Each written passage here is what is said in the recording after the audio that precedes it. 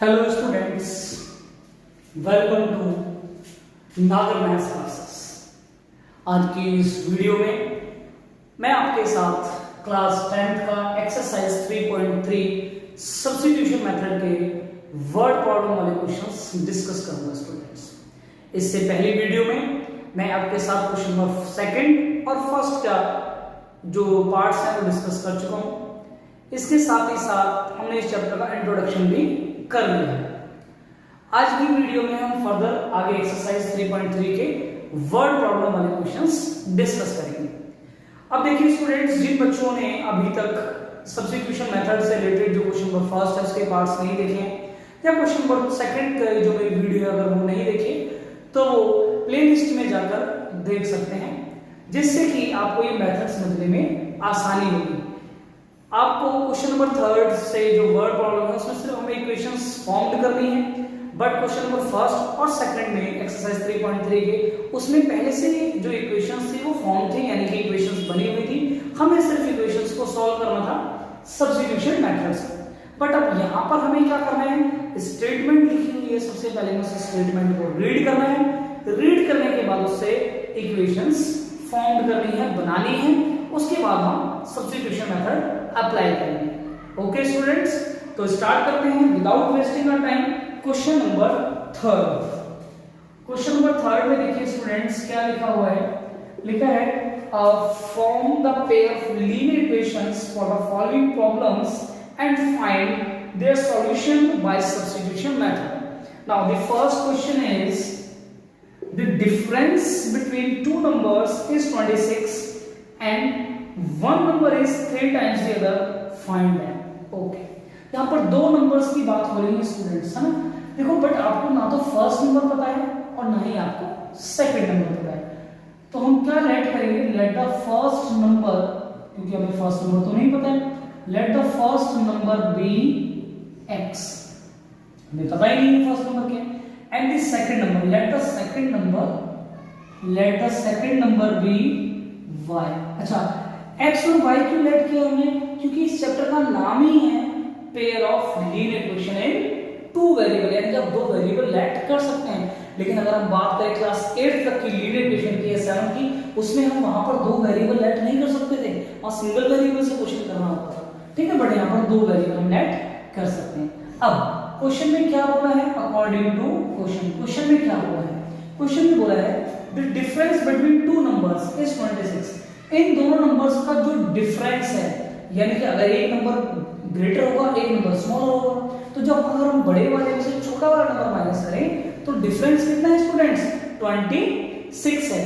तो देखिए, आप किसी को भी ग्रेटर मान सकते हैं, आप x को भी ग्रेटर मान सकते हैं, आप y को भी ग्रेटर मान सकते हैं, क्योंकि आपको तो पता ही नहीं है which one is greater, x और y, ये तो हमें नहीं पता है। तो हम क्या कर देते हैं, x को मान लेते हैं। आप y को भी मान सकते हैं, अगर आप चाहें तो y को भी ग्रेटर मान सकते हैं, उसमें कोई दिक्कत नहीं है। मैं x को मान लेता हूं, तो अगर हम x में से y माइनस करें, यानी कि हम ग्रेटर वाले में से स्मॉलर वाला अगर माइनस करें, लेस करें, सबट्रैक्ट करें, हमारा आंसर 26 आता है।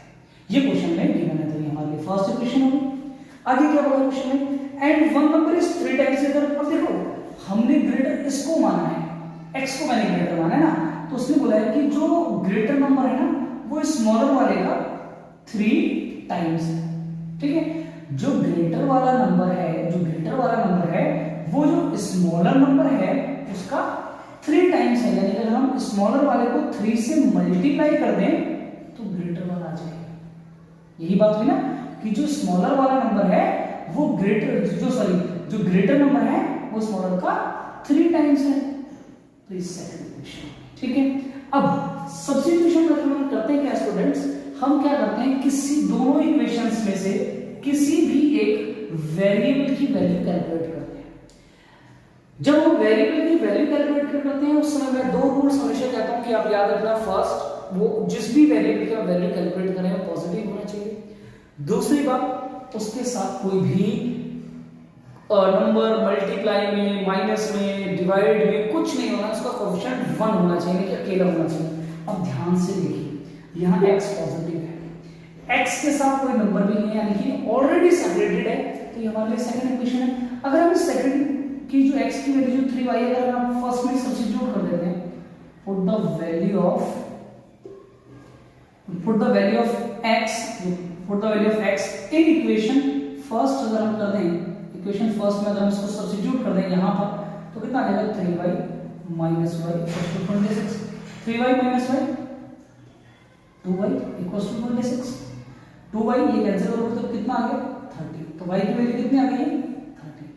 अब ये जो y की वैल्यू है वो हमेशा मैं कहता हूँ जिसको आपने सेपरेट किया था इक्वेशन को उसमें सब्स्टिट्यूट कर दिया करो। तो y की वैल्यू यहाँ पर रख दो, तो आप लिखेंगे put the value of y in equation 2 में रख दीजिए इसकी वैल्यू यहाँ। तो कितना आ जाएगा 3 इंटू वाई, वाई कितना है 13, 13 3 जा 39, ठीक है 39। अब देखिए इन दोनों नंबर्स का डिफरेंस देखिए स्टूडेंट्स, अगर आप इस वाले नंबर में से इस नंबर को माइनस करें कितना आंसर आता है 26। इसका मतलब ये हुआ हमारा आंसर 100% करेक्ट है। आप कैसे चेक कर सकते हैं आपका आंसर सही है गलत है? ये जो x और y की वैल्यू आई है, आप चाहे फर्स्ट इक्वेशन में रखें चाहे सेकंड में, आपकी मर्जी है, ठीक है आपकी चॉइस है। आप इसमें रख सकते हैं फर्स्ट में सेकंड में, प्लेस किसकी प्लेस पर रख दीजिए। देखिए मैं यहाँ पर x की प्लेस पर 39 यहाँ पर रख देता हूँ, माइनस y की प्लेस पर 13 रख देता हूँ, ओके इक्वल्स टू 26। सॉल्व करेंगे इसको, 26 इक्वल्स टू 26 होता है कि नहीं? यस। अगर ये दोनों सब्स्टिट्यूट करने के बाद लेफ्ट हैंड साइड, इसको बोलते हैं लेफ्ट हैंड साइड, ये होते हैं राइट हैंड, अगर इक्वल आ रहा है इसका मतलब आपने क्वेश्चन 110% करेक्ट ही किया स्टूडेंट्स, ठीक है। तो आप ऐसे अपना आंसर वेरीफाई भी कर सकते हैं। तो फर्स्ट क्वेश्चन हो गया फिनिश, बहुत ही सिंपल बहुत ही इजी क्वेश्चन था। Now move to the next question, ठीक है। अब इसका नेक्स्ट क्वेश्चन करते हैं। बच्चे आप चाहे तो स्क्रीनशॉट इसका ले सकते हैं, ठीक है, या वीडियो को पॉज करके आप नोट कर सकते हैं, ठीक है। Now move to the next question. Next question इसका हम करते हैं स्टूडेंट, सेकंड इसका पार्ट है, सेकंड पार्ट हम इसका यहाँ डिस्कस करते हैं। सेकंड पार्ट में है students the larger of to supplementary angle exceed the smaller by 18 degree, ठीक है। चलो पहले क्वेश्चन को हम थोड़ा सा अभी रहने देते हैं, कुछ मैं आपको बात बताता हूँ। देखिए स्टूडेंट्स दो तरह के एंगल होते हैं, एक होता है सप्लीमेंट्री एंगल्स, सप्लीमेंट्री एंगल्स, ठीक है, और एक स्टूडेंट्स होता है कॉम्प्लीमेंट्री एंगल्स, एक होता है कॉम्प्लीमेंट्री एंगल्स। दो तरह के एंगल होते हैं, supplementary angle and complementary angles. क्या होते हैं आपने छोटी क्लासेस में पढ़ा होगा, 6th क्लास में बेसिकली पढ़ा होगा कि सप्लीमेंट्री एंगल्स क्या होते हैं।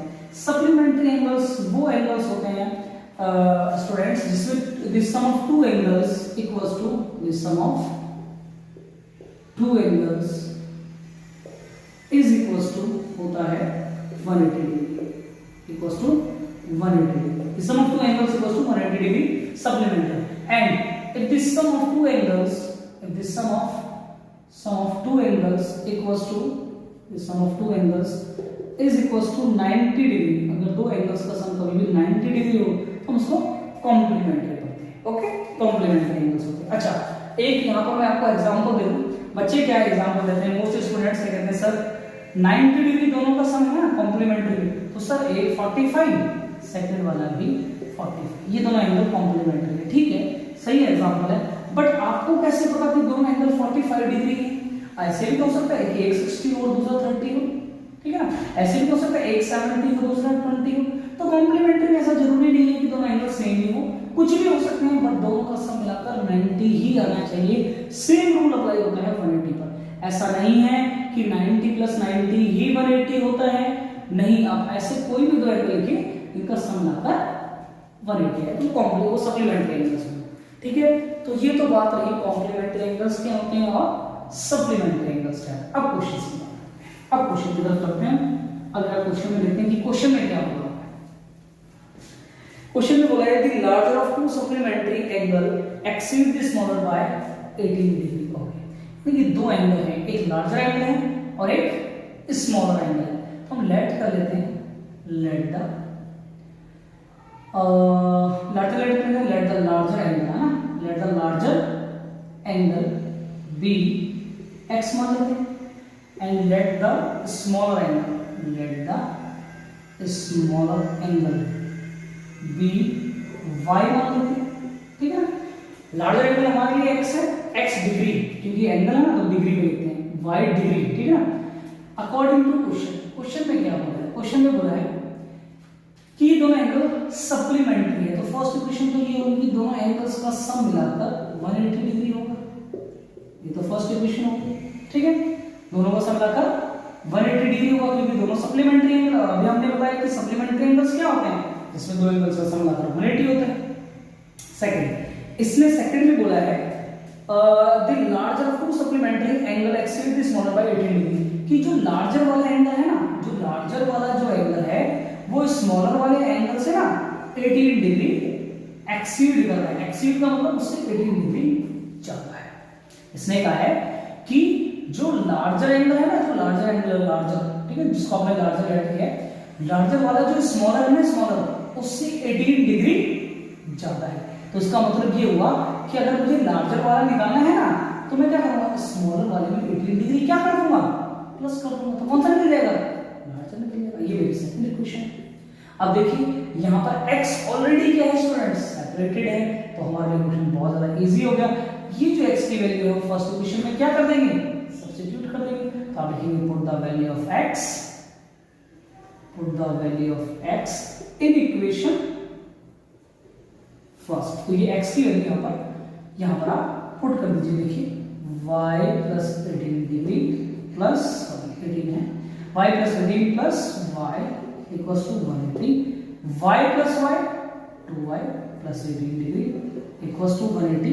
ये d इधर आके माइनस हो जाएगा, तो 2y इक्वल्स टू 180 माइनस 18, यानी कितना आएगा स्टूडेंट्स, 162 इक्वल्स टू, कैंसिल करेंगे आप, 2 8 16 1, यानी कि y एंगल कितना डिग्री आ गया, 81 डिग्री आ गया। अब ये जो y की वैल्यू है वो यहाँ पर सब्स्टिट्यूट कर देना, आपके x की वैल्यू निकले, तो put the value of y, put the value of y in equation, कौन सी इक्वेशन में पुट करेंगे आप, सेकंड, ठीक है।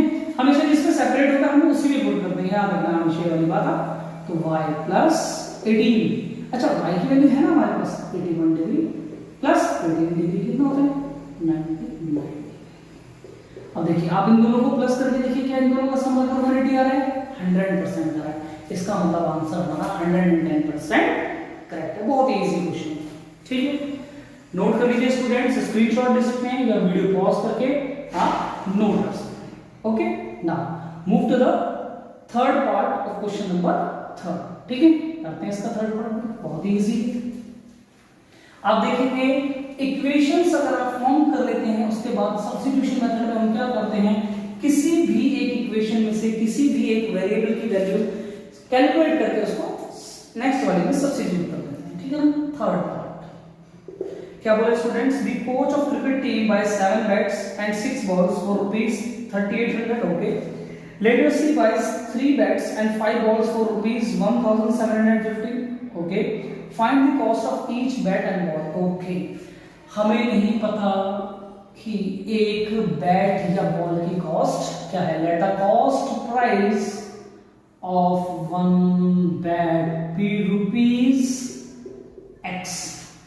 Now let the cost price of one ball, है ना, बॉल की आपको कॉस्ट नहीं पता ना, let the cost price of one ball be rupees y, हमें नहीं पता एक बैट की कॉस्ट क्या है, हमें नहीं पता एक बॉल की कॉस्ट क्या है। ओके, इतना क्लियर है।